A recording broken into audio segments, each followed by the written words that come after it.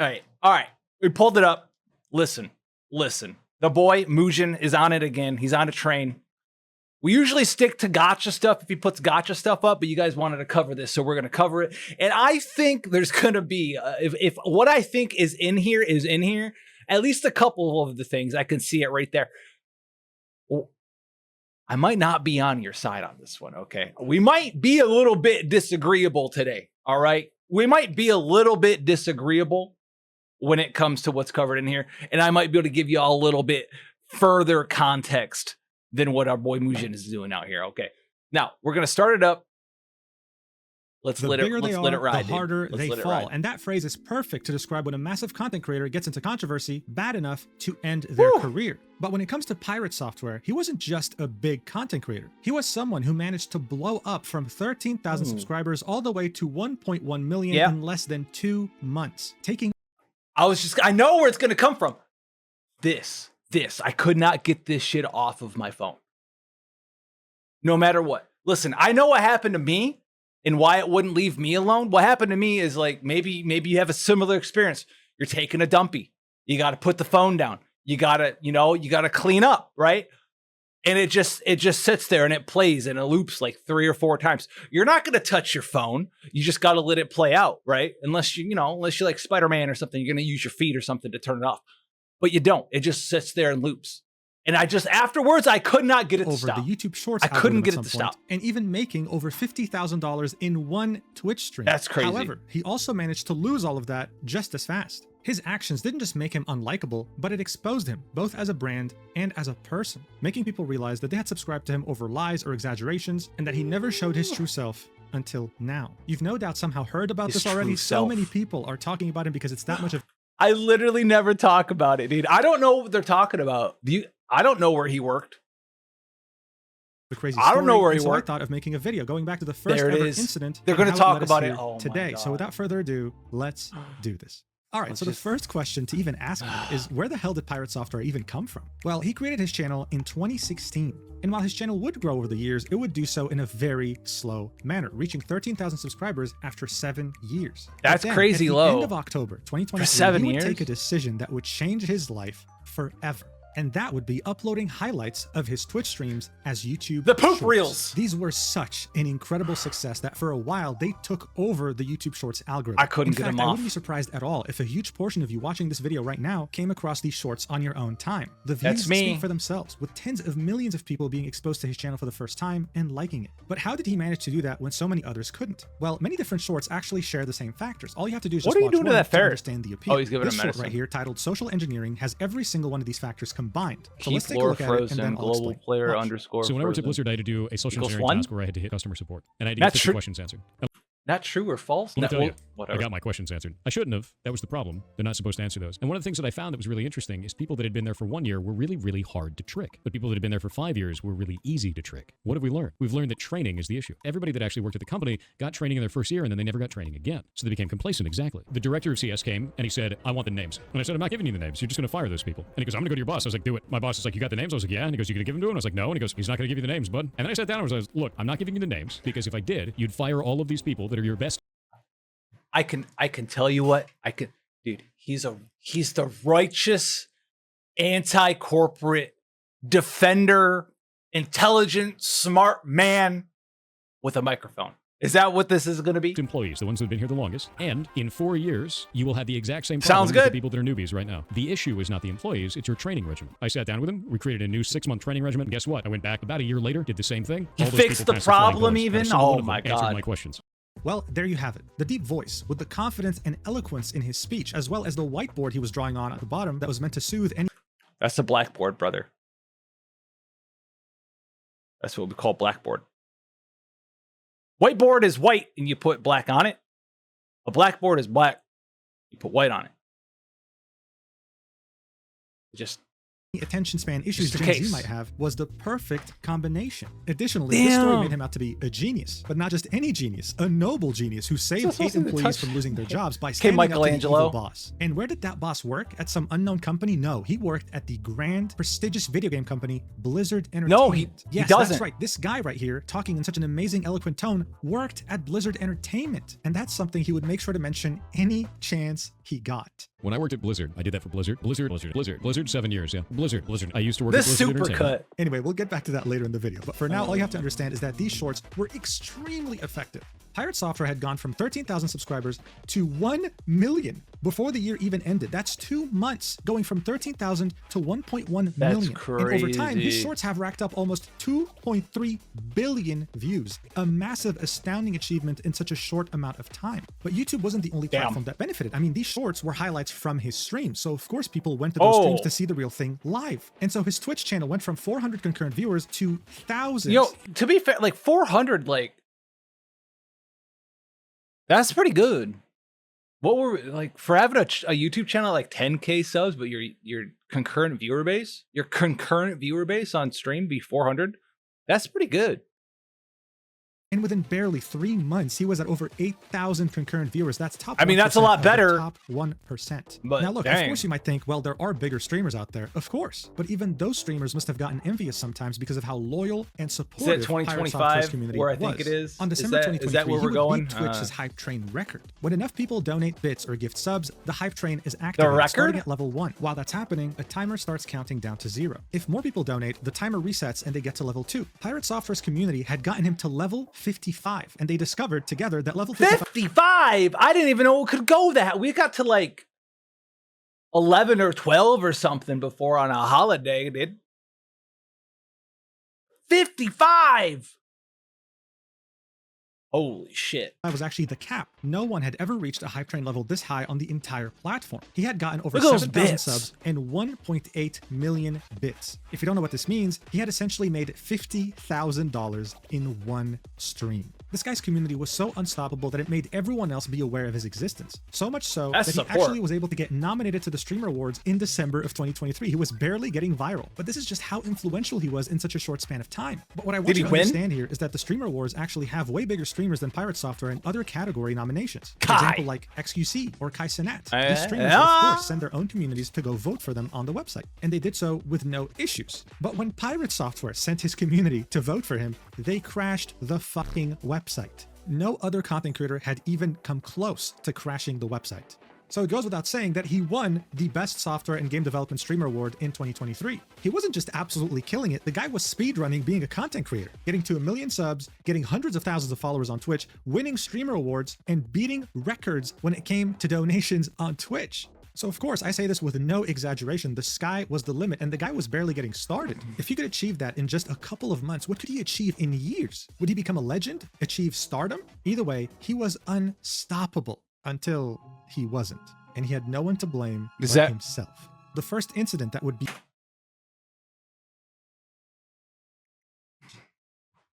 This is probably where listen. All right. Just gonna let it play. Begin his Just gonna cataclysmic play. downfall was in the Just most gonna let it ironic play. way possible in a World of Warcraft dungeon. Yes, Blizzard Entertainment's biggest game of all time. And it would become his worst nightmare. Guys, I don't think World of Warcraft needs any introduction, okay? It came out in 2004 and revolutionized gaming forever. Many games tried to copy it, many games tried to compete with it, they all died, and this game is still alive today in 2025.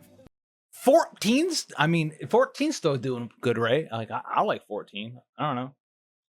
Did the Gordius Savage, bro? Kind of blew up the game, but I liked Now, it. throughout the years, it has received many different expansions, 9 in total. And while they would add more content, quests, story, sometimes new races, sometimes new classes, some of them would also permanently alter the Bro, game's fundamental Wrath of the mechanics. Lich King In other was words, the so game that you're much playing now in fun. 2025 I is know. vastly different from the game that you would have played. Y'all on gonna be release like day. Burning People are saying Crusade. They're completely different games at this point. Seeing that so many people's most meaningful gaming experience while they were growing up was World of Warcraft, a lot of them yearned for nostalgia. A lot of them wanted to relive those days when all they had to do was worry about mechanics from 10 or even 15 years ago. This would result in the rise of WoW private servers, unofficial servers ran by fans in which they would use old versions of the game. At some point, Blizzard would start taking down some of the most popular private servers and would cause community outrage, with many asking Blizzard directly, well, why are you going to take them down, seeing that there's demand for them if you're not going to make one of your own? And so they took their sweet time, but eventually, in the year 2019, they would launch World of Warcraft Classic, bringing back World of Warcraft exactly how it was back during patch 1.12.1 of September 2006, before the launch. That's a key year, too. 2019. I mean, that's right before we all couldn't fucking do anything, basically. Of course,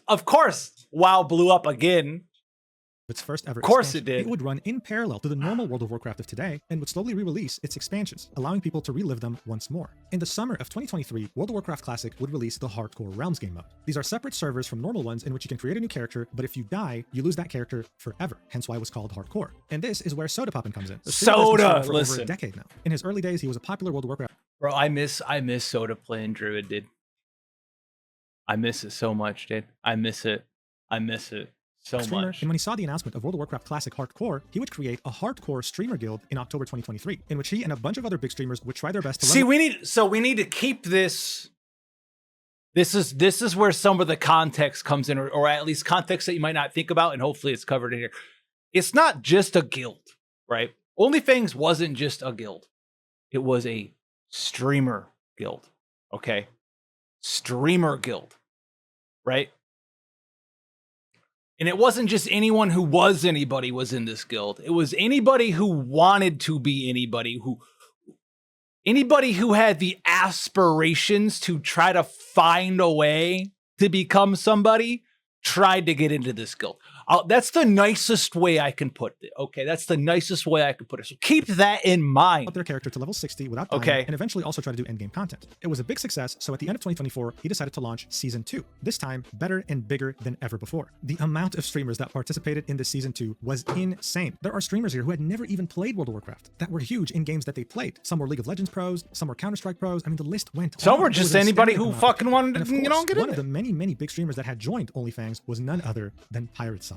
Seeing that he had built such a massive influence over the year of 2024, adding him to the guild was seen as a net positive. It was seen as a good thing, until one day, it wasn't. The maximum level you could reach in World of Warcraft Classic Hardcore was level 60, and getting there, just by itself, is already an ordeal that lasts dozens of hours and sees you try your best to not die.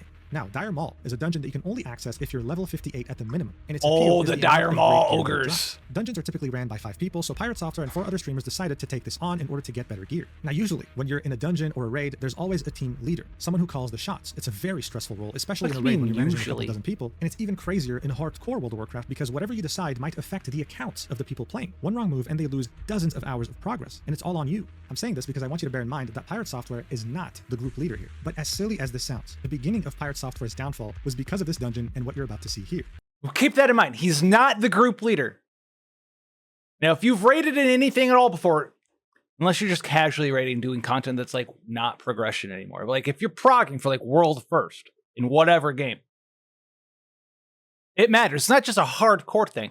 It matters. Your shit matters. Listening matters. Doing what you're told matters. Sticking to the plan matters. All this shit matters. Okay.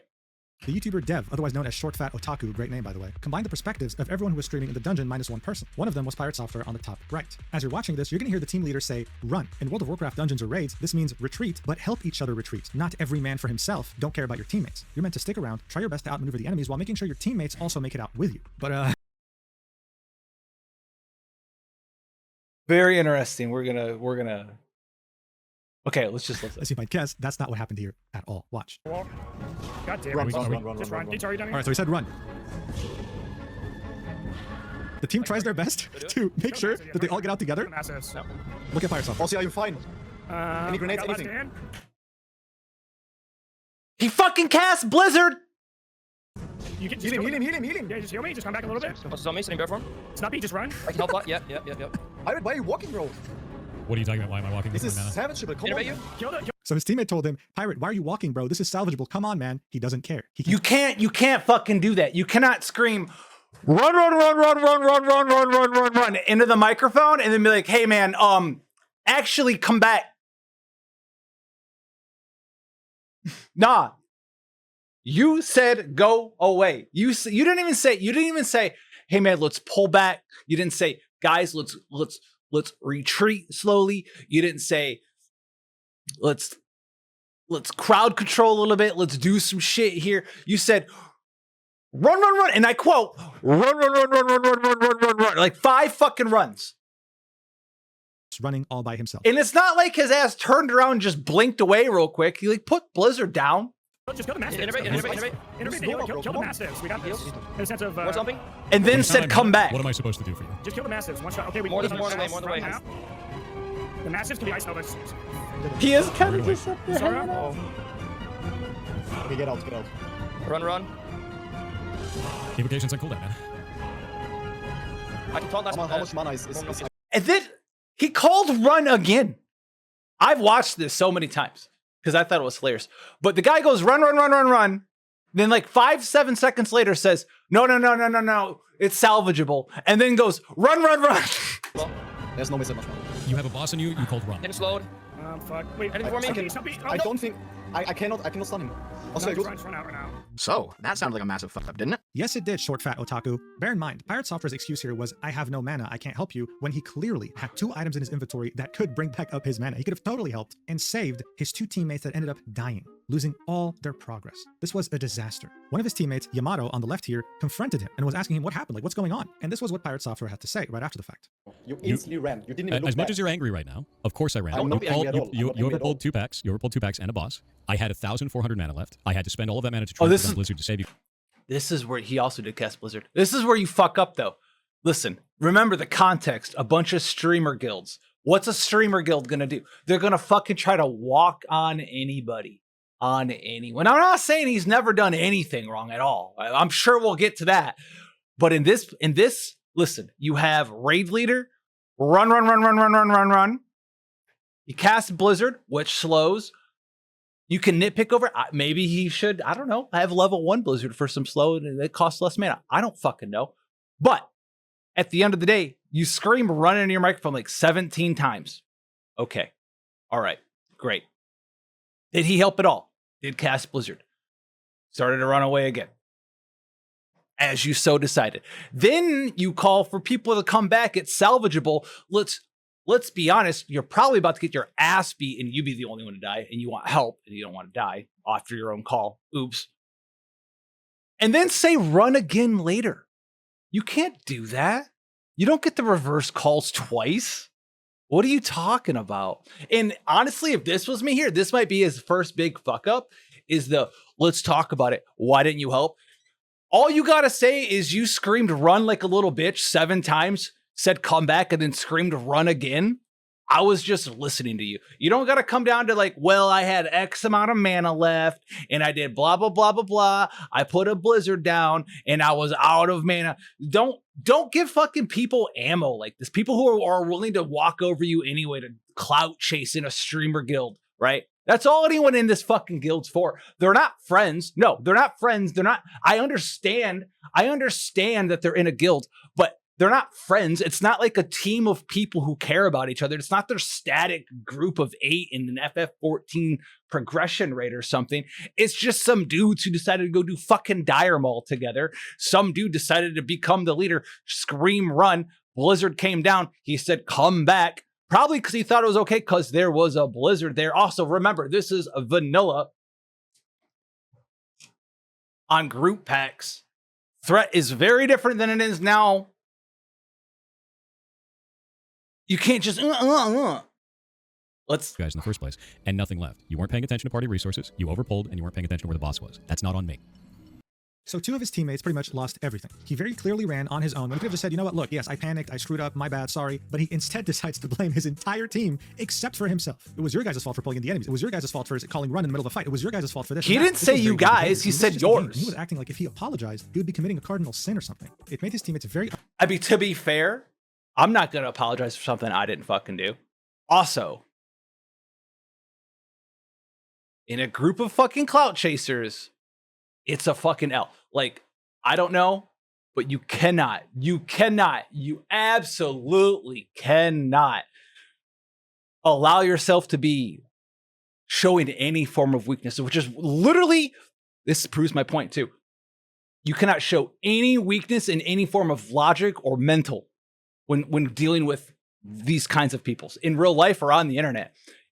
The minute amount of ammo weakness, aka that he gave them, was I was out of mana, and the entire fucking conversation across all of the internet became about literally he could have had more mana. I think he had a gem or something, right? That's all the okay, he pops the gem and has more mana. What if they all die? You're not guaranteed that any of that shit would work. You called run 7 times, 5 times, paused, said come back, and then said run again. That is all you got to do. You called run. I tried to help you get out. You guys got fucked. That's it. Is it the right thing to do? Is it the moral thing to do? Those are two totally different questions. Uncomfortable to the point where the guild leader had to step in. Now, Sodapoppin was initially the guild leader, but then unexpectedly, he dueled Tyler 1, who had leveled Oh, this is bullshit. This is trash. 60 and became a very important member of the guild in a fight that was He didn't want the flag. He just what no one gave was it up. expecting, though, He was gave that it up. Tyler 1 would beat Sodapoppin, becoming the guildmaster. This Since shit's was becoming scripted, a yo. big This deal, shit's he more had to scripted step than in the and brought NBA. both Yamato and Pirate Software into a call in order to squash the beef once and for all. The result? A catastrophe. Watch. What do you want, man? Let me say it again. You already said his piece. Pirates. Go on. Oh, Yeah, okay. I want to speak to him because I didn't speak to him correctly. I said it again. We all did mistakes, bro. Like I didn't say, we are just blaming you. It's about the zero accountability is what makes us so mad. There's no zero accountability, dude. Everyone can do something better. No, But when you open up and No, you yell you- over another no, person listen, like you can were I doing earlier- speak? Nah, I'm good. You- See ya. I'm not doing that shit again with him. Nah, he did it the first time. I'm not doing it a second one. Not interested. I mean, this is so weird. Yamato was being as mature as possible here, saying, listen, this was all our fault. We're not blaming you. We just want you to admit, just like we've admitted, that we all screwed up, and he couldn't even He just did. He said we all could have done something better. Am I fucking retarded? say that, leaving the call like an Bro, this is an L take. Come on. immature, disrespectful baby as Yamato was talking. This not only rubbed his dungeon teammates the wrong way, it rubbed the entire OnlyFans guild as well as the viewers the wrong way. As criticism was mounting, Pirate Software was for the first time confronting massive controversy coming his way. At any point in time, he could have just simply apologized and moved on. And I Instead, I think this is where he starts fucking up though, honestly. We get in here. The way that like you can see the cracks. Cause it's one thing for just like to be irate and be like, no, you're a dumbass. You're a dumbass. You said run. And then it's like, it's really weird that it's like, well, all these little tiny things didn't line up. All like a bunch of excuses, kind of. I didn't have mana. My avocation was on cooldown. Blah, blah, blah, blah, blah. No, just go with you. You made the fucking call, bro. I put the blizzards down a couple of times and you guys died. Not my fault. Right? That's it. chose That's to all you double got to down, say. playing the victim and saying that other streamers and OnlyFans just want to cause problems with him for no reason whatsoever. Content is causing drama and problems. There's a lot of streamers actually in this guild that want to cause problems specifically with me, and have even stated so publicly on their Twitch, saying that they want to have a fight with me for content. That's not content. That's dog shit. It is in the guild that you're in, though.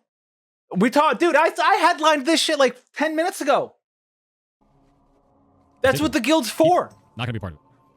I mean, seriously, why would people just want to attack you unprovoked for no reason whatsoever? What a cruel world we live in. The bulk of these events will unfold from January 10th to January 12th, 2025. By Bougie, come on, brother. Dude. Let's not pretend that even just covering something like this isn't getting views on it for drama, right?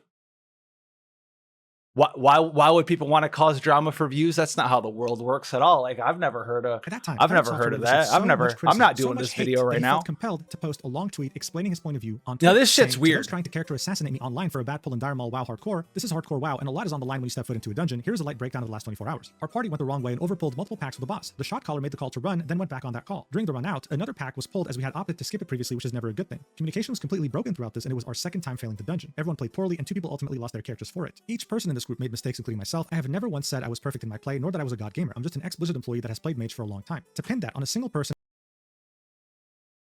Bro, my man said I'm just an ex-Blizzard employee. You had to put it in this too? is Holy absurd at shit. best, and if you're calling for death and cancellation over it, you're too invested in this content in a very unhealthy way. If Oh, you're a that's not creator wrong. engaging this kind of behavior, then eventually your content wave will end, but the relationships you've sullied will be permanent. Hope it was worth it for you. To those trying to defend me, don't worry about it. This too shall pass. Do not attack anyone else on my behalf. I've always hated that kind of behavior. I have no intention of stopping making things or not doing stuff as I have already been. Those who are banned will stay so. I've never liked that kind of knee-jerk reaction behavior in our community before, and I will not be changing that now. For those that don't understand why they will stay banned, we had a 10-hour-long hate raid over it live on Twitch. We had to ban nearly 4,000 accounts across all platforms, and our moderators received death threats regularly throughout it all. Welcome People to called me both OnlyFans. in-game and out of game. They tried to get me banned from Twitch, the guild, and WoW. They tried to make disparaging comments about our ferret rescue or that we somehow hurt Bro, animals. They tried internet to culture convicted sucks. of felonies and many other things. The internet hate machine will not defeat me or the community that supports me. See you in WoW Hardcore tomorrow. So this was posted on January 13th, 2025. And while he did admit that everyone in the group made mistakes, including himself, it truly didn't feel genuine. It seemed like it was absolutely impossible for him to just say, "I'm sorry, I misplayed." He just couldn't do it. Someone He literally fucking, you just quoted him saying it, bro. What the fuck am I listening to? pointed that out, saying, "Where's the I messed up?" And Pirate Software said, "Apparently you have no idea how to read. Hope this helps," highlighting the paragraph in which he said each person in this group made mistakes, including myself. Again, it was worded in a disingenuous way. He just couldn't take individual accountability here, no matter what. The top comment was a WoW streamer known by Joker D saying, "Just take the L, it's not that hard," to which Pirate Software said, "Hope this was worth it for you."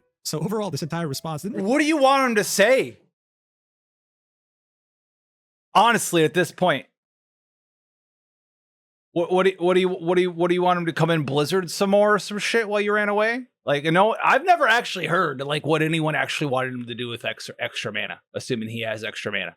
I've never heard it. What's he gonna do against like 14 mobs? Two pet. We watched it. What's he gonna do? Anybody? Answers? Anybody? I don't know. Really help him at all. Fucking like what level to 70? Like crowd control with Blizzard until fucking BC comes out and fucking make a portal and leave or some shit. I don't understand. He would single-handedly ruin any progress it might have had in the coming days. He would double down, triple down, quadruple down, quintuple down, and eventually sextuple down, only to call OnlyFans a content guild built on hate. Well, it is a content guild. Bitching the entire time about every goddamn thing that was going on except for his own play. But the mage is the one at fault because the mage is the hero class and the mage has to do everything perfectly. Everyone in that played badly. The druid butt pulled an extra pack on the way out. The tank chose to take us into a bad route through the entirety of the dungeon, pulled 2 packs and the boss at the same time. Isn't this just fucking dire mall? Tried to use my resources, used them poorly, and got myself out when the call was made to run, which, by the way, was made by them as well. Everyone played badly. In fact, the only person who didn't was the healer. And I explained that in the Twitter post. No one wants to hear that shit. Because they want it to be a double down, a triple down, a quadruple down. They want to have a villain. They want to have an enemy. They want to fight that shit into the ground. They want to send death threats to people over it. Because they're goddamn insane.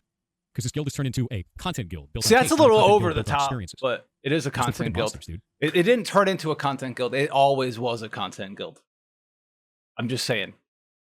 It's just crazy how we got to this point, and we're not even halfway through this drama, and all he had to really realistically do was look at the camera and say, you know what, I'm sorry. We all misplayed, yes, but I screwed up by running away the way I did. I had 2 items that could have He literally just said it. He said he mismanaged his resources on the way. Oh my god. 2 people who died, but I just simply panicked and ran away. And so even though we all misplayed, I just want to say I'm sorry for my play. But no, it was too Brother. often. Guys, he worked at Blizzard, and Blizzard employees simply don't make mistakes. That's a given. As Pirate Software was too busy playing the victim, a clip of the streamer lolcow surfaced in which he was doing a dungeon with Pirate Software. You see, lolcow is someone who had never played World of fucking Warcraft until this lolcow, point. brother. He was playing a Epic mage, 7, just let's like go. Pirate, but he was kind of having a hard time keeping up with everything going on. Here's how Pirate treated him. I'm sure you can tell from the title. Pirate Software bullying a totally new player to the game. Pathetic, dude. Watch. Basically have to evoke to get your mana back for the next pull.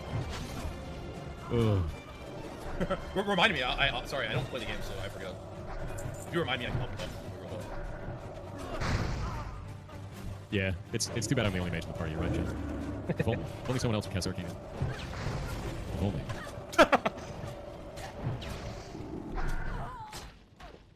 Can't really keep wishing for things that just aren't here, though. That's true. That's true. Can't wish for the rogue. Can't wish for another mage to cast Arcane in. Yeah. Brother, may I have some modes? Oh, since we have 2 mages, we could probably volley the abs. Wait, we have 2 mages. Oh, man. Yeah, I can volley. Here I've been the only one casting Arcane in. It's incredible. Oh, that's crazy. It's wild, right? God, even reality TV can't recreate such an awkward moment, man. Just ruining the I mean, honestly, that's that kind of bitch shit bullying you do, that passive aggressive stuff you do when you just kind of like suck at life. I see it. Yeah, it's too bad I'm the only mage in the party, right, Jeff? Hey man, I'm new to the game, so if you want me to help with Arcane, just let me know, remind me. Yeah, it's too bad I'm the only mage in the game, right chat? Oh, we have 2 mages. Oh, I didn't know that. All that in the face of a new player who was being nothing but nice, honestly. And yet Pirate Software had the gall to complain about being bullied by other content creators when he was literally doing that to someone as innocent as lolcow. The culmination of all this would force Soda to take the decision of kicking But it's Pirate only 1 Software minute from of OnlyFans, context. pinging everyone in the OnlyFans Discord and saying this: yes, I made a decision to kick Pirate. I felt a large majority of people in the guild felt uncomfortable playing or being around him and all that drama that surrounded him at this point. Even though some people may have not felt that way, a lot did. And after seeing some clips today from him quadrupling down, or I don't know what number we're on at this point, I think I'm making the right decision, but still I feel bad. Try to just let this whole thing slide into forgetfulness and move on, in my opinion. Stay safe, gamers. So look, at the end of the day, in World of Warcraft in general, when you're in a raid or dungeon, you have to trust every single member on your team to make sure that not only you complete the raid or dungeon, but that you also survive. This also applies on a way bigger scale in World of Warcraft Classic Hard. You also have to trust your fucking raid leader's calls. And when they go, run, you fucking drop some shit and you leave. You're not helping everyone off the SMS Titanic. Okay. Core, because one bad teammate can cost you the account that you've put dozens or even Lore hundreds in the of life hours. raft And people boats. just couldn't trust someone. Making who sure couldn't you're take any accountability like Pirates. throw yourself on the stake for everyone else. No one's gonna do that in a content guild. No one's gonna sacrifice themselves for 4 other people in hardcore mode. No. As things would have gone wrong, he would have probably just ran for his life and said he had no mana again. And not many people really felt sorry for him because There it is. And said he had no mana again. Like, You can't give anyone a fucking inch. You can't give anyone an The other day, inch. he was the embodiment of this meme. No one was forcing him to sextuple down. No one was forcing him to bully a new player. The only person who was shooting themselves in the foot with a shotgun was none other than Pirate Software. At this point, Jason Thor Hall, otherwise known as Pirate Software, That's true, was though. slowly but surely becoming a lolcow, but he had no idea. But that was normal, because fundamentally speaking, a lolcow is never aware that they're a There it is. lolcow. I Like, have there are no a lot of mana. definitions of what a Dude, lolcow it's is. if he I wouldn't find have said he someone had no who believes mana it's and just someone told him who to simply fuck embodies the off, I worst don't of the think worst any when of it this comes would to have human happened. traits. But they would be constantly convinced that they are the perfect human being, never able to admit fault and never willing to, even when they know that they're in the wrong. This by itself becomes very entertaining, and there are many examples. They come in all shapes, sizes, and even colors. And the mage who ran out of mana was about to join their ranks imminently. All he had to do. Bro, do you see what I'm saying? He cannot get away from the I didn't have any mana thing. If you just wouldn't have said that and just told him to fuck off because you said run, holy shit, we'd be in a different reality to avoid right this now. fate was just fucking apologize, man. But he just couldn't. In fact, what he ended up doing was maybe one of the cringiest things in this entire video. I genuinely can't believe that someone in his 30s said this, but I mean, watch this yourself. You'll know what I mean. I didn't get this deep, stop feeding into it. All of the accounts that are messaging me are getting reported. There's a funny fact about this. I worked at Blizzard for 7 years. There's a whole lot of other people there that still know me, and all of these reports are going directly to them. They're well aware of the situation. You're They're making just messaging me, yourself so they're doing it. memeable, It's kind of a dumbass thing man. to do, and I can't wait for all of them to get banned. Yep. Yeah, so all you guys whispering me right now with these threats, Yeah, well, my guess dad what? works at Nintendo. And I'm going to tell him personally about every single one of you, so good job. See you later. It's like, bro, if they're sending you death threats, you really just have to report them in game, and I'm sure something will happen. You don't have to actually bother your Blizzard alumni. This clip was on January 14th. And guys, I swear to you, I am constantly impressed by how ironic life can be. I don't think we live in a simulation, but sometimes I do get the feeling, because some things are just so perfect in comedic timing, you'd think that there was someone writing a script. One day after this clip came out, Pirate Software was streaming the game Ashes of Creation during its second alpha. This is an MMORPG similar to World of Warcraft, and it also has raids as well as dungeons. During a raid, Pirate Software would wipe the entire team. He would kill everyone single-handedly by pulling in the wrong unit. What would be his first reaction? Well, watch for yourself. Sabu was not paying attention. He pulled in the enemy, Sabu. and he died. God damn it, guys. Oh, no, he pulled the ocular. Wait, So one of you pulled the ocular. wasn't it, that was you? Why? Now half the raid is dead. Was there a reason for that?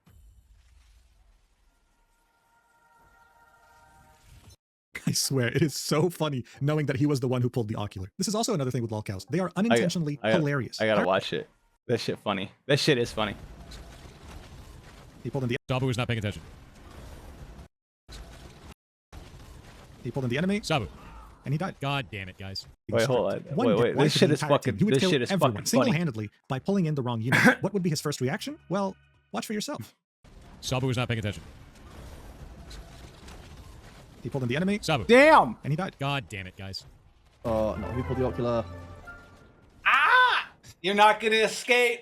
So one of you pulled the ocular. See, this is the kind of. Now half This- the raid is dead. This kind of Was there attitude a shit, reason for though.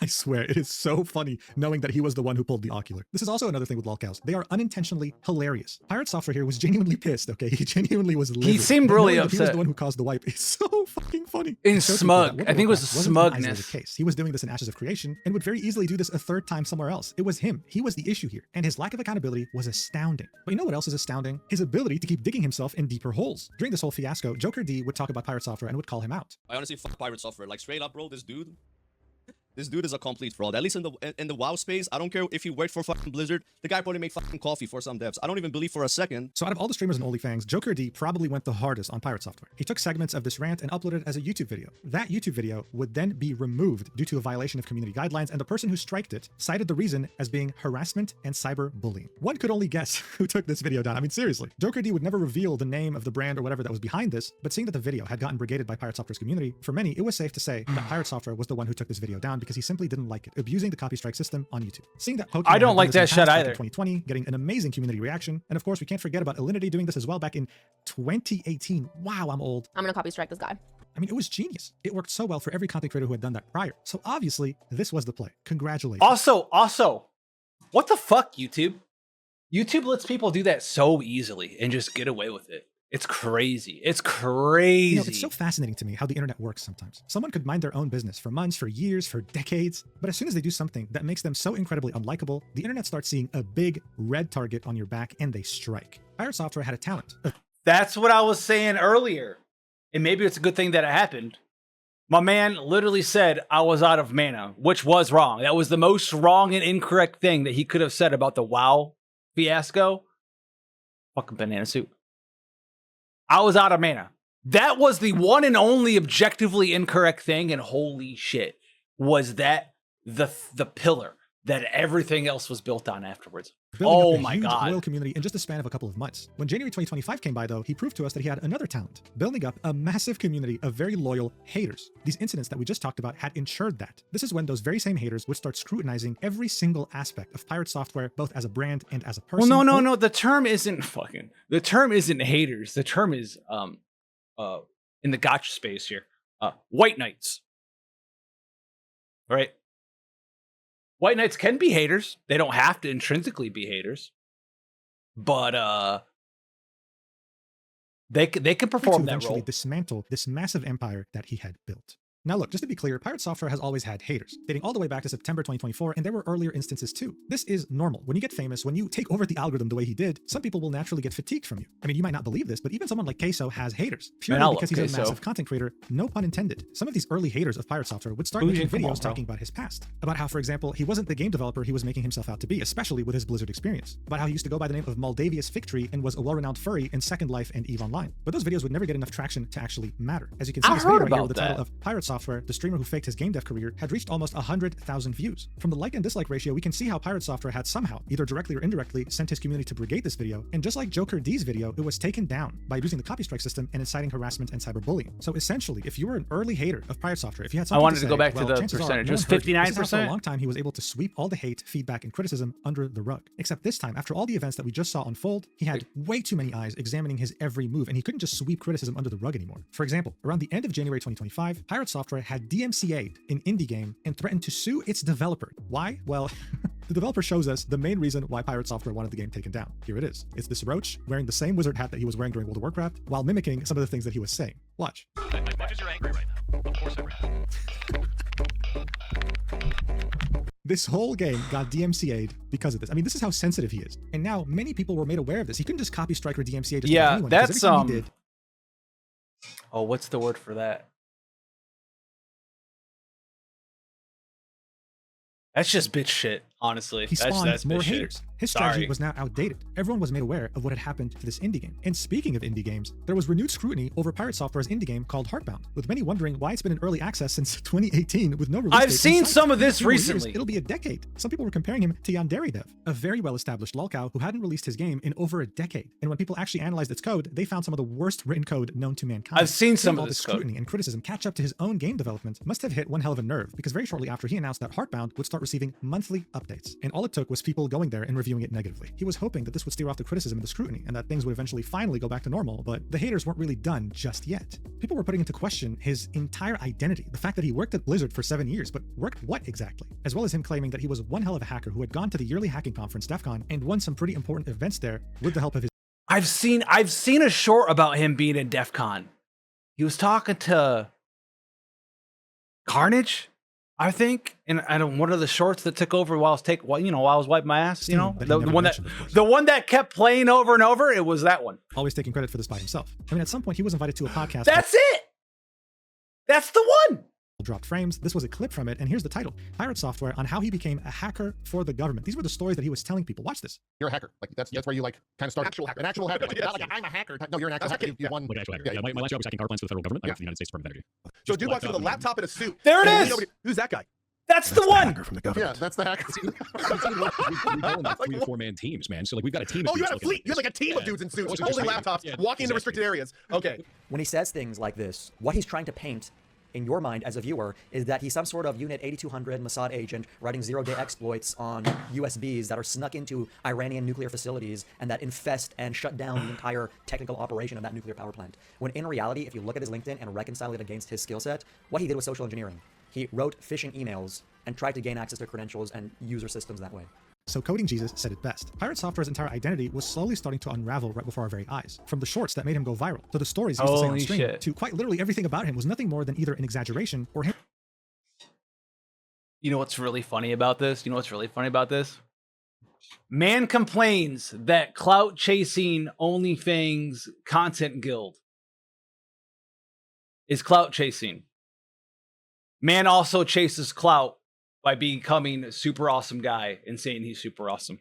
trying as best as possible to sugarcoat reality. We can very clearly see on his LinkedIn that first off, he didn't work at Blizzard for 7 years, it was actually 6 years, 6 months, and that his initial roles were him being in quality assurance for the first 4 years at Blizzard, so the majority of his time he played some was in an games? entry-level role, eventually being promoted multiple times and finishing off as a senior red team specialist. In his own description of the job, he said, infiltrated and exploited physical access controls, managed social engineering operations to improve employee awareness and resilience, and finally created, launched, and managed a global web application bounty program. As Coding Jesus said, this guy would literally just send phishing emails, make phone calls, try to pretend to be an outsider in order to have employees make mistakes so that they can improve internal protocols. I mean, it's an important job, that's for sure, but even on his LinkedIn, he would make claims that he worked on all these different games. I mean, yeah, indirectly, but none of your code made it to the game. You didn't model, you didn't texture, and you sure as hell didn't animate. You just so happened to work on internal projects in parallel to these games. And yet, every time someone would mention something about games, about the video game industry, about whatever, he would always start off by saying, I worked 7 years at Blizzard, actually. So like basically what he would do, he would like get a list of names, right? And be like, hey Barb, we're working on blah, blah, blah, blah, blah. This is a very critical blah, blah, blah, blah, blah. Crazy time constraints.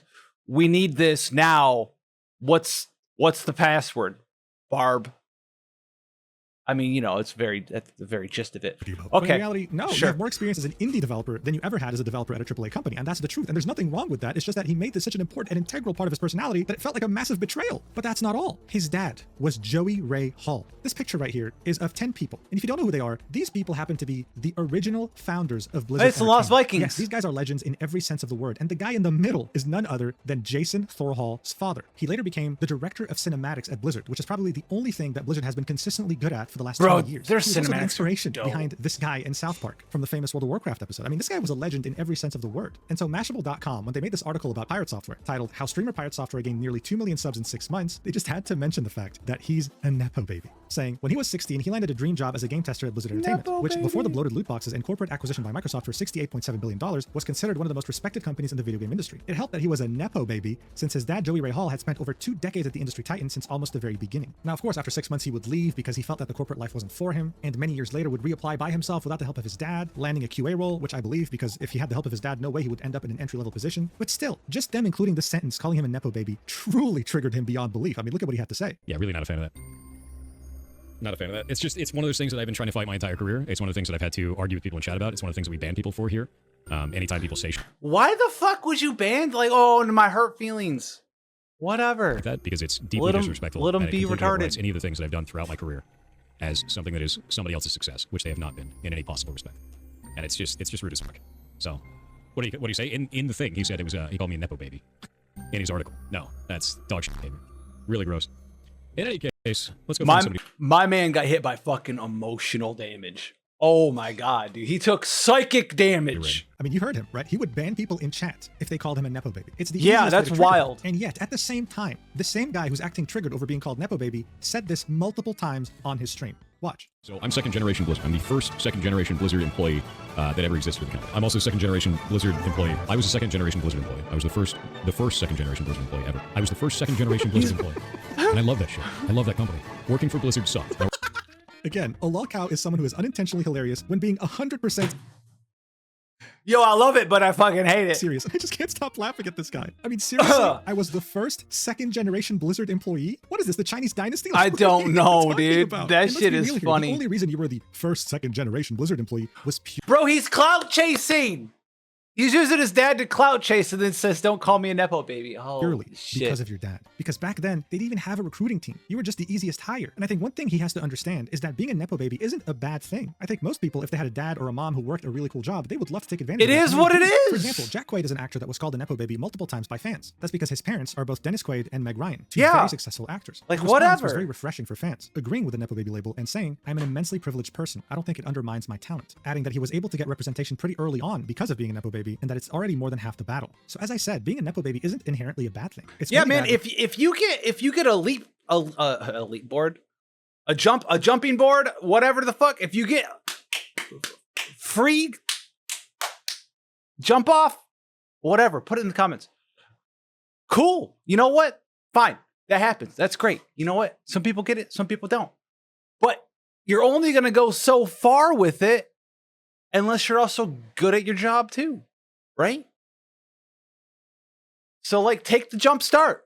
and then go even further beyond, become fucking Goku. I don't know. When you get defensive, because come on, who are you lying to? And that was what Pirate Software was doing. It was becoming Himself? more and more obvious that Pirate Software had a massive ego, but also very deep-rooted insecurities. He wanted to appear like a genius no matter what. And according to him, geniuses never apologize. Geniuses never admit fault. But they also never make mistakes. And Where do you say always, that? no matter what, figure things out on stream. This is something that became painfully obvious when What? he would play some pretty hard puzzle games and would figure out some of the hardest things all by himself miraculously after looking at his phone, playing it off like it was some genius eureka moment. Outer Wilds is a critically acclaimed, story-rich, space exploration game that just so happens to have some pretty complex puzzles. Pirate Software would play this game on stream, and he would proceed to solve these puzzles all by himself, miraculously, and more specifically, after looking at his phone. In the VOD of his gameplay, around 8 hours and 7 minutes, he gets stuck in an area and he needs to get out somehow. This is one of the many puzzles in this game. Now, he would struggle to find a solution, deliberate with his chat, talk a bunch, and then at around the 8:20 mark, he would pull out his phone right here and continue talking to chat. This goes on for 2 minutes, in which he deliberates while very clearly looking at his phone. And then eventually, at around the 8-hour, 22-minute mark, he would get a eureka moment. Maybe it's not with the scanner. Maybe there's a different way. Maybe it's not the scanner at all. Maybe it's the time. Maybe the fact that we were able to destroy the surface like that was the point. Huh.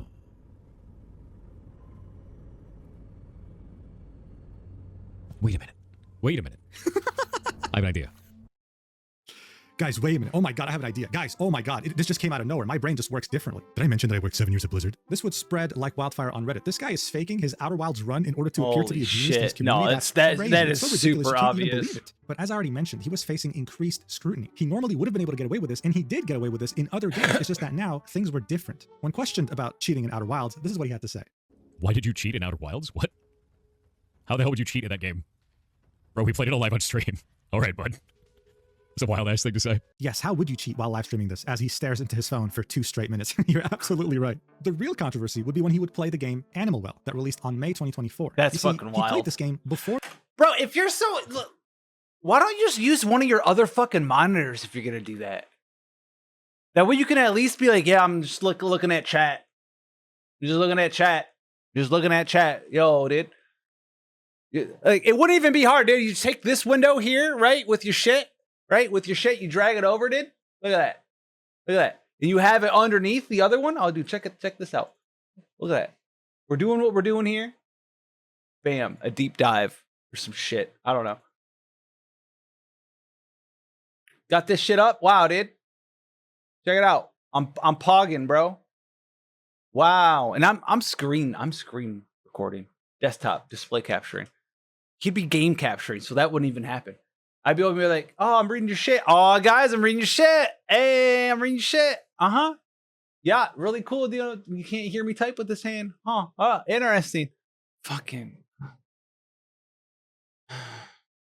World of Warcraft, people thought to go back and check his gameplay because they thought, wait, now that I think about it, this was kind of suspicious. And the evidence here was damning. It was simply undeniable. You see, Animal Well is a puzzle game, but not just any puzzle game. It has many puzzles and many secrets that are very easy to miss if you don't take your time analyzing every aspect of it. When the game first came out, you had people on Reddit and in forums trying to work together in order to find all of its secrets and puzzles. One of those puzzles was the Wingding puzzle. This took the entire community over a week of teamwork in order to find the solution. This was a group effort in every way, and no one person could have solved it by themselves. The guide came out on May 19th, 2024, and it just so happens that Pirate Software, miraculously, all by himself on stream, solved this puzzle on May 19th. The day the guide came out. Oh No, my seriously. God. You'd also have some people write entire essays with proof as to why they think that Pirate Software cheated. If you want to read this and have actually played Animal Well, you can pause the video, but in a nutshell, it's almost like he was trying his hardest to ruin any ounce of reputation he had left. I mean, seriously, are you that insecure that you would cheat in a fucking puzzle game in order to appear to be a genius to your community? Really? It's insanity. But this was reality, because as I said earlier, this scrutiny was disassembling every aspect of his brand and personality, even down to his most fundamental traits, like his own voice. People would somehow unearth this old clip of him at a convention in which he sounded completely different than how he sounds today, leading many to believe that he's either faking his voice or simply using a voice changer on his microphone. Listen to this. Show been so far? It's actually been amazing. It's our first time out here at Denver Comic Con, and there's so many people, and they love the game, so it's been awesome. So speaking of games, what do you have for us today? So we have Champions of Breakfast, which is a twin-stick shooter that we made in 24 days from concept to release on Steam. Blew up. It was really, really awesome. And that game is pretty difficult. So What if you're the into fuck? really hard arcade games, that's the kind of thing for you. You know what, though? To be fair, he sounds like such a pleasant person here. This is someone I can see myself being friends with. Look, people want to theorize and say that he has a voice changer or is faking his voice. I think he was just killed by an evil clone. I think that's a better explanation. This, of course, wouldn't be the only clip where you'd hear him have a different voice, like this one, for example. I'm gonna have to peel my hot dog. I have to peel it. Every good hot dog needs to be peeled. Every good hot dog needs to be peeled. You see, now that I've peeled the hot dog, It's ready to eat. That's right. It's ready to eat. Okay, look, if you're not convinced yet, here's a more recent clip of him playing Animal Well. This was around a year ago, back in 2024. Look. I don't know what that gives me, though. I don't know what is that supposed to do? Oh, Put shit. that shit in there. Oh, god damn it. To some people, this was his voice changer glitching. To others, this was him mistakenly getting too comfortable with his real voice. What does Pirate Software have to say about this? Well, apparently, according to his doctor, his voice went through a second puberty in his 30s. That's right. Apparently, your balls can drop twice. But I could only find a handful of sources on this, and this article from the BBC pretty much sums it up by saying that as we get older, the larynx gets stiffer, making the vocal cords less flexible. I mean, this isn't new. When you talk to someone who's 90 years old, they'll sound different than what they used to sound like in their 20s. But to have this much of a dramatic change, that's crazy. Regardless, though, I mean, the pressure was getting to Pirate Software. Not only was his game getting scrutinized, not only was his past out in the open, but people were criticizing his game. Bro, you never should have said you ran out of mana. You never should have said you ran out of mana. The way he played games, and even his voice, things were getting out of control. So the next thing you know, he was on stream with a psychologist by the name of Dr. K. Alo Kanoji, otherwise known as Dr. K, runs the healthygamer.gg organization. He's a clinical I've seen some of psychologist these who founded this videos. brand in order to be able to reach the very big and growing demographic of gamers, a group of people who very often will struggle with mental health and not really seek out therapy when they should. His content is mostly educational, drawing parallels between video games and what you go through mentally, and overall, he's been quite successful. Now, of course, that's not to say that he doesn't have his fair share of haters. Some people, for example, have criticized the fact that he does these therapy sessions with streamers in public, even though the person in question consents to it. From Dr. K's perspective, though, he wants to show people that streamers are humans too. And if someone like those streamers that they idolize is brave enough to get therapy, then they can do so too. His conversation with Pirate Software would last over 3 hours and a half. It would get viewed by almost 1 million people, and having watched a good chunk of it, I can tell you right now, regardless of what you might think about Dr. K, I think this stream truly shows his incredible skill in being able to converse with such an obvious narcissist without having him rage quit the call while still trying his best to give him a reality check. And for you to understand that, I want you to watch this clip. I know about now is like they come in and they're like, did you know that you went to prison for 7 years? Like, yeah, that was my career. And I'm proud of that. So of course I'm going to talk about that because it gives context to talk about other things around the games industry, which is what we do on the stream. Yeah. So I think sometimes the things that I talk about in regards to those types of things is misconstrued as arrogance or boasting, when in reality I'm just trying to give context. So that is the problem right there. So I want you to listen to this phrase. You don't need the fucking context. This gets misconstrued as arrogance, but in reality, it's this. Yeah. That is the most arrogant statement on the planet, bro. Like, tell me I'm wrong. Okay. I don't see it that way, but all right. God, it must be so hard talking to I don't see it that way. someone like that. Anyway, in the next clip, you'll be seeing the logic behind Pirate Software's attitude when it comes to never apologizing. Let me like not give any context whatsoever? Yeah. Let's say yes to that. I think that's a bit of hyperbole, but just an emotional response? No, just say, hey guys. So basically, you know, when you tell the narrative, you start with like, I made a mistake, everyone made mistakes, I was smug. And then there's a lot that comes after that. How would you feel about just ending it after that first paragraph? I hate that. Okay. I have like an immediate emotionally angry response against that because it feels like idiocracy. Okay. It feels like that's too long, didn't read. I don't need all those words when few words do gooder. That I hate that shit. Like I super hate that kind of communication of like there's a lot of people who say like, oh, you should just say my bad, guys. No, that does not in any way explain the situation. That doesn't tell you any information that is real. It is hand waving for the masses in a way that is disingenuous to what happened and disingenuous to the people that are involved. I feel like to do that would be just me lying for the sake of lying so that people would fuck off. This really gave us an insight as to how his mind functions. And as you heard from him talking, he hates the idea of just saying, my bad, let's move on. I'm sorry, let's move on. He wants to sit there and type 12 paragraphs as to why he was wrong, but not really, while others were more wrong than him. All of a sudden, things make a lot of sense. Now, listen to how Dr. K responded to that, okay? Just watch. So I think what I liked about that response, so my hope, so we're not here to like rehab your PR, right? We're just here to have a conversation. And at the same time, over the last 2 hours, there's something about the way that I hear you talk that rubs me the wrong way. There's something about the way that you talk that seems disingenuous, dismissive. So I'll tell you where that. No, I agree with that. Right. So it's like I made a mistake. We all made mistakes. Okay. Right. So there's something about your sentence construction. It's like, oh yeah, Thor, I'm sorry I cheated on you, bro. I really do love you. You know, we both have flaws in this marriage. I think the funny thing here is that Dr. K is known to be very caring, very nice, and not confrontational at all when it comes to streams like this. But in this case, seeing that he's an experienced psychologist, he knew when to become confrontational. He knew when to call out Pirate Software on his bullshit. And this is what it was, bullshit. In just a span of like 20 seconds, Dr. K had essentially summed up people's entire problem with Pirate Software. When he would be criticized, when he would be given feedback, when he would be given advice, he was always dismissive and smug. And this smugness is what led us here. Dude, he's so this productive smug. 3-hour-and-a-half conversation would actually lead somewhere, maybe actually. That's the thing with the Lakari clip we watched. Like I said, he was smug. It wasn't really bullying, but he was smug as fuck. Make him apologize for once and take a step back. But it didn't. His empire kept crumbling until we had finally reached the final nail in the coffin. Stop killing games. I don't know Stop anything Games about was an this initiative shit. launched by Ross Scott in the European This just Union and happened. the United Kingdom. It was meant to be a direct answer to what happened with the game The Crew, made by Ubisoft. At the end of December 2023, Ubisoft all of a sudden announced that The Crew would no longer be purchasable and that its servers would be going down on March 31st, 2024. Seeing that this was a live service game, this meant that after March, you'd never be able to play this game ever again. The salt in the wound, though, was that barely a couple weeks after the servers went offline, Ubisoft revoked The Crew from people who had bought it digitally, attaching a message saying, "You no longer have access to this game. Why not check the store to pursue your adventures?" To many, this was an outrage. It essentially meant that you never owned your games to begin with. What? Well, they want to do that anyway, but like, what kind of bullshit message is that? Why not check the store to pursue your adventures? Hey man, we took it back from you. Go buy other stuff. Who thought that that would be kosher or okay with anybody? Bro, just leave it, just like we just saw with Dr. K. Leave it at the first part. You no longer have access to this game.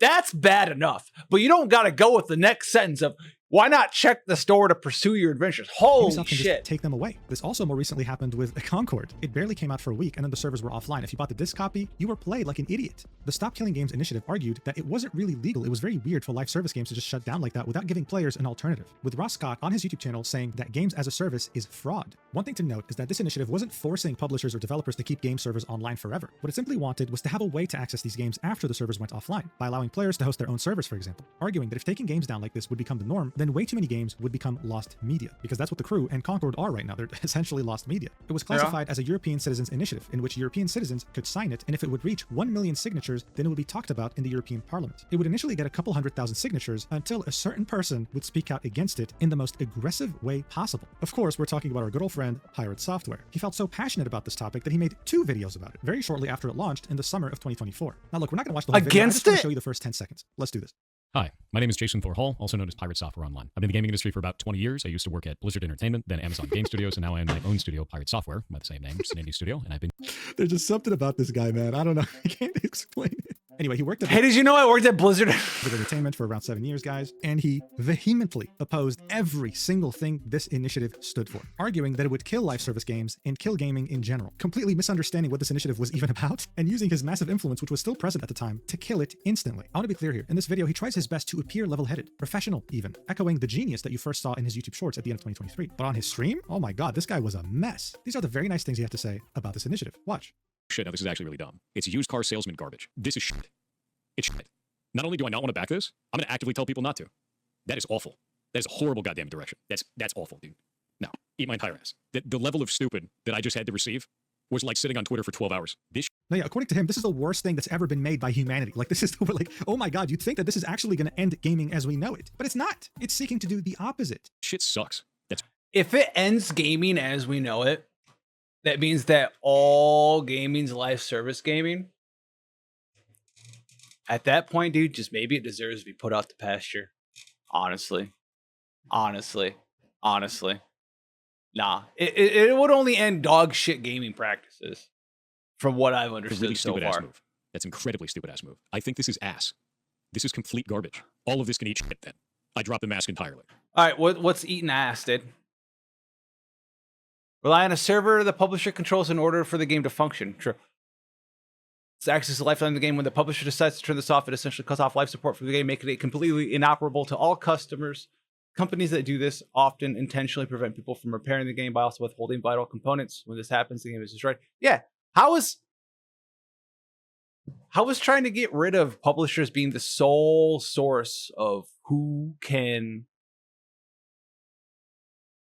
run a server after they officially decide to not support it anymore ass?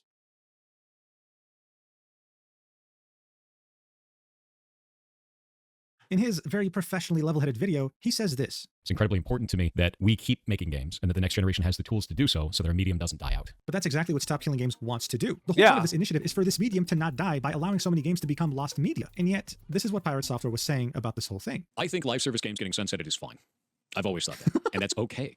There's nothing wrong with that. I mean, at this point, just no comment. When he would start receiving quite a bit of backlash, of course, now there's more dislikes, but when it first released, I'd say 30% of the like to dislike ratio was dislikes. He made this pinned comment, outlining some points that don't really help his very aggressive reaction that came out of nowhere, and then ended it with a quotation saying he won't even talk to Ross, who is the founder of Stop Killing Games. To which he replied with, correct. I think his position is disingenuous due to his comments about how this could be pushed through government. It's a bad direction, removes validity for what the initiative is trying to do, portrays the process in an incorrect manner, and just builds sensationalism. Thinking that kind of language is okay puts him squarely on my not worth it to talk to list, as there are others that could have a more productive conversation. So what he's talking about is this slide here. This one slide in the entirety of this initiative is the only reason why he refuses to talk to Ross. It says, reasons the European Citizens Initiative could pass. Politicians like easy wins. Politicians mostly don't care about video games. The law is already unclear on this practice. The initiative is in line with other consumer policies. It's a diversion from more serious topics. Now, according to Ross, this was a half-truth, half-joke slide. And I think that's how a normal person would view it. I don't think it was easy win. The first and the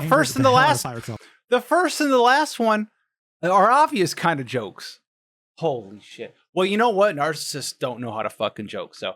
For some reason. I don't know why. Some people theorize that it's because he got close to Ludwig, and together they founded the games publisher Off-Brand Games. When the Stop Killing Games initiative came out, they were in the process of releasing a live service multiplayer game. So there was definitely some sort of a conflict of interest here. Regardless, this European Citizens Initiative had a one-year deadline. It would be automatically closed on the 31st of July, 2025. And by the end of June, it barely had 500,000 signatures, which meant it had no hope of ever reaching 1 million, or so it seemed. This was until Accursed Farms, the channel owned by Ross Scott, would release a video titled The End of Stop Killing Games. It's an hour-long video that kind of reminds us what this initiative is about, how we got here, the feedback and criticism he's received, the changes he's made, and of course the majority of the video is him responding to Pirate Software's very aggressive criticisms. Most of the clips of Pirate Software crashing out over the Stop Killing Games initiative were actually from this video. Ross addresses every single one and ended up, whether intentional or not, making Pirate Software look like a clown who had no idea what he was talking about. This video almost has 1 million views, and many people watched it. Some of those people happened to be way bigger content creators than Pirate Software, and seeing that this very important initiative was very close to failure, tried their best to bring as many people as possible to sign it. For example, Moist Critical talked about it, and his videos at over 3.5 million views. Hell, even Jacksepticeye talked about it on his second channel, and the video sitting at over 1 million views. People understood that this initiative wasn't just a good thing for video games, it was integral to ensure its survival for the future. Hell, even Minecraft creator Notch had something to say about it, tweeting, hey guys, just got back to gaming after a brief break. Wait, why is there a Nepo baby doubling down on it?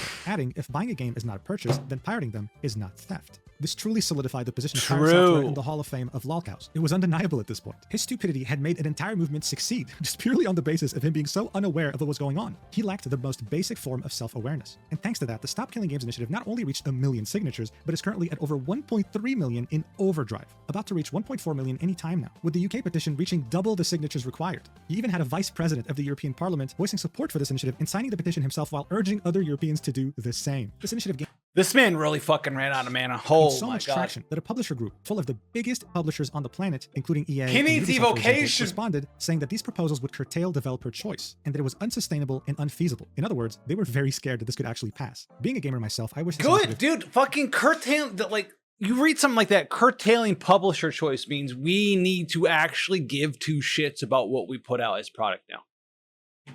Like what was it? The Splitgate 2 or whatever went back into beta just the other day. What the fuck are we doing? Oh, we released our game. We're going back into beta. We've covered the theory of restart. If you're still making it here, that game needs to go back into alpha, right?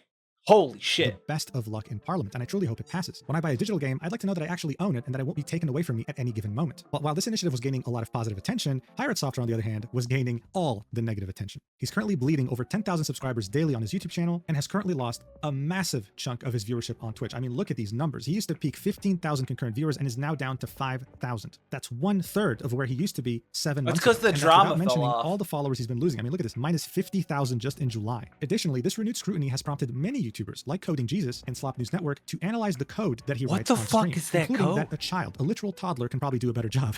Seriously. Why are there just random fucking numbers?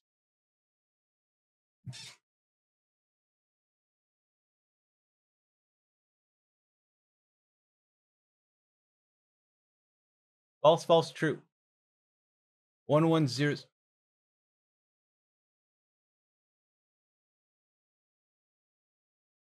Okay. Keeps on giving. Because, of course, instead of just apologizing, taking a step back, taking the L for once, admitting you made a mistake, maybe taking some advice that Dr. K gave you, he would triple down, or quadruple down, I guess I can't even keep track at this point, and make this post, saying the most interesting narrative is that my video somehow killed the initiative. This graph shows that the initiative already had a downward trend in interest when my videos dropped. My videos do not seem to have had any impact on the movement at all. Making me the villain did, though. Best of luck with your next steps. Bro, why the fuck do you care so? Oh, well, it's because you're a narcissist.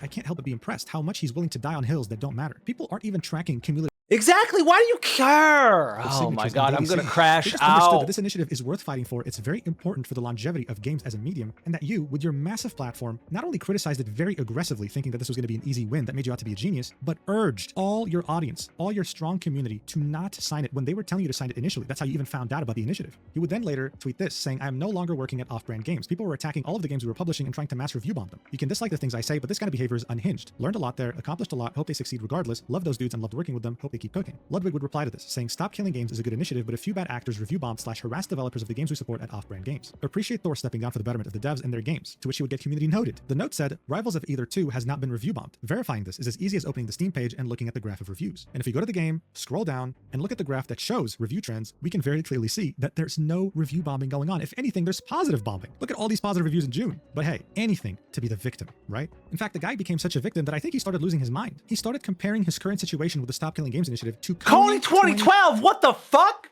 12. Dude, no, I'm sorry. This is a full-fledged, fully developed and evolved lolcow. There's no way you can say this while being self-aware. It's impossible. And after months of complaining about people brigading and harassing him, he does the same exact thing to Coding Jesus. He would leave a comment on his code review video and would then link his comment to his chat so that they can go upvote it in an effort to ratio the video itself. Like, how petty is that? Come on, man. Do you make a link to it? You have to click on the little 6 hours edited.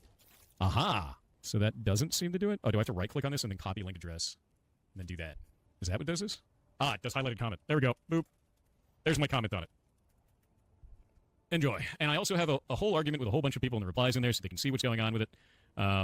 I talked to them through the entire thing of why I did that all in an array, because that is not normal practice to do that, and it's specifically so that you guys can reverse engineer the game and solve the ARG.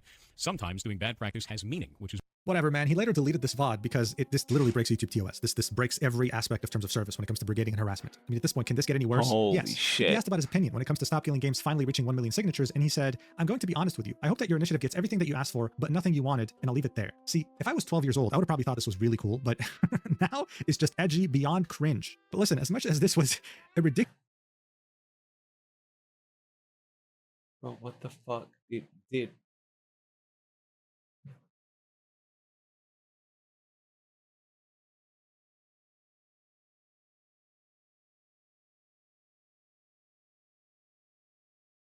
I don't have fucking words. 12 years Dude. old. I would probably thought this was Unhinged really is the cool, but word. now it's just edgy beyond cringe. But listen, as much as this was a ridiculous roller coaster ride on the Lolcow Express, someone did end up asking him, "Hey man, would you consider making an apology video, setting everything straight? Because you know what, this is still salvageable. You can still redeem yourself." And here's what he had to say. a video saying you were wrong with every situation and the internet move on. I am not doing that. I don't give a fuck. If only you would have led that way and said, yes, you said run. I don't give a fuck. I think the drama would have stopped there, and you would have prevented your own downfall into insanity. You ended where you should have started, my friend, instead of saying, "I'm out of mana, and I didn't do this wrong, and I didn't do that wrong, and this isn't wrong," and making all these fucking weird excuses.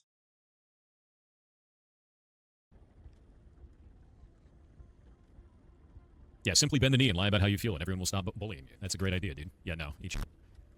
This guy is so hopeless, man.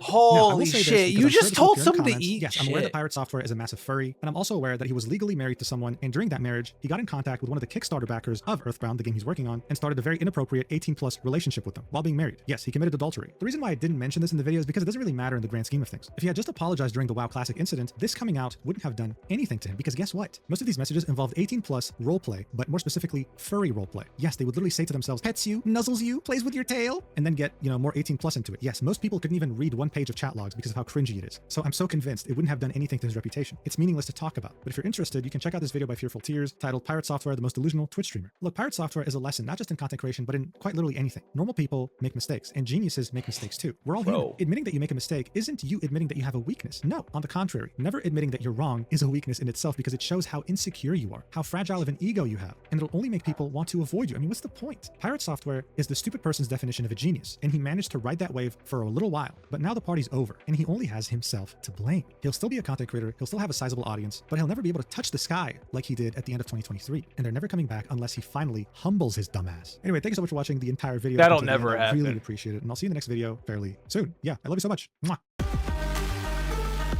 Whoa, what the fuck? Why did you say to just be an asshole, basically? Because you have to remember the context about the Streamer Guild, man. Like, if someone's trying to clout on you for clout, then you got to shut it down. Also, is that Genshin Impact font? It was. Then you got to just shut it down. But all this other stuff, totally different context. Context determines meaning in everything. So if someone's just like, then you can say, nah, you said run, shut up. It's over. We're done. Right? Especially if you didn't really do anything. Like, but all this other stuff, oh my God, dude. Maybe the best thing that ever happened to the rest of the world was for him to say he was out of mana.